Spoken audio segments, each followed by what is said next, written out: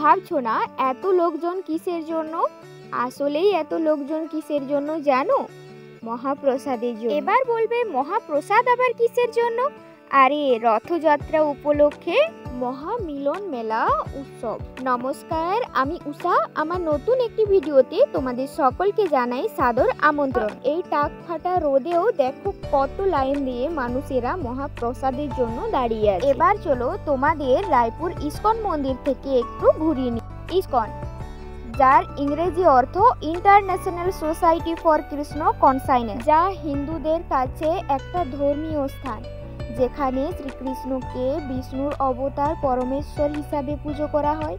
এখানে ভক্তিমূলক উপাসনা করা হয়, যেখানে ভক্তরা হরে কৃষ্ণ বলে আনন্দে আনন্দিত হয়, তাকেই বলে ইস্কন। এটি অবস্থিত বাঁকুড়া জেলার রায়। আমরা যখন মন্দিরে পৌঁছাই তখন দেখি জগন্নাথ দেব মাসি বাড়ি যাওয়ার উদ্দেশ্যে পেরিয়ে পড়েছে। লোকজনের সমাগম ছিল সেখানে। খুব সুন্দর একটা মুহূর্ত।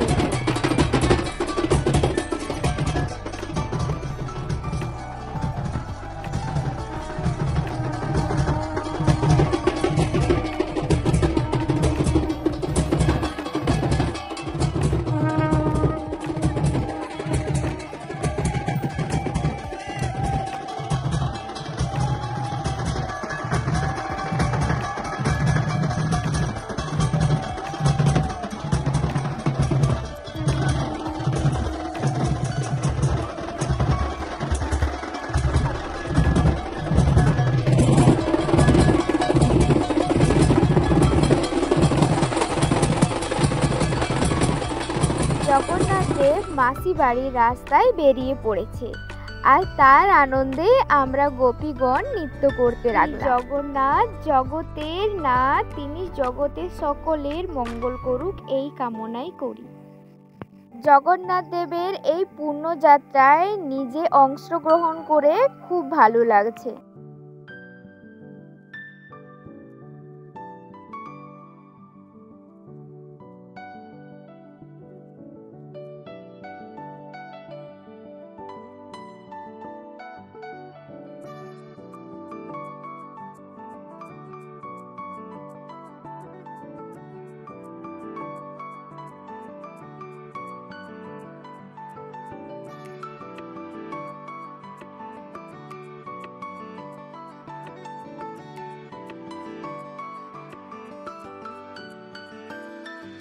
বৃষ্টি পড়ছে, কিন্তু নাচ থামাবার একটুকুও মন নেই। দেখছো কি আনন্দই না পেয়েছে সবাই। জগন্নাথ দেব তার ভাই বোনদের নিয়ে মাসি বাড়ি এসে পৌঁছে গেছে। মাসি বাড়ির সকলেই কিন্তু খুবই আনন্দিত, কেননা বছরে এই কটা দিনেই তো জগন্নাথ দেব তার মাসি বাড়ি আসে। তো জয় জগন্নাথ বলে আজকের ভিডিও এখানেই শেষ করছি। ভিডিও ভালো লাগলে লাইক কমেন্ট শেয়ার করে দিও। সবাই ভালো থেকো, সুস্থ থেকো এবং সাবধানে থেকো। দেখা হচ্ছে পরের ভিডিওতে। আজকের মতো টাটা।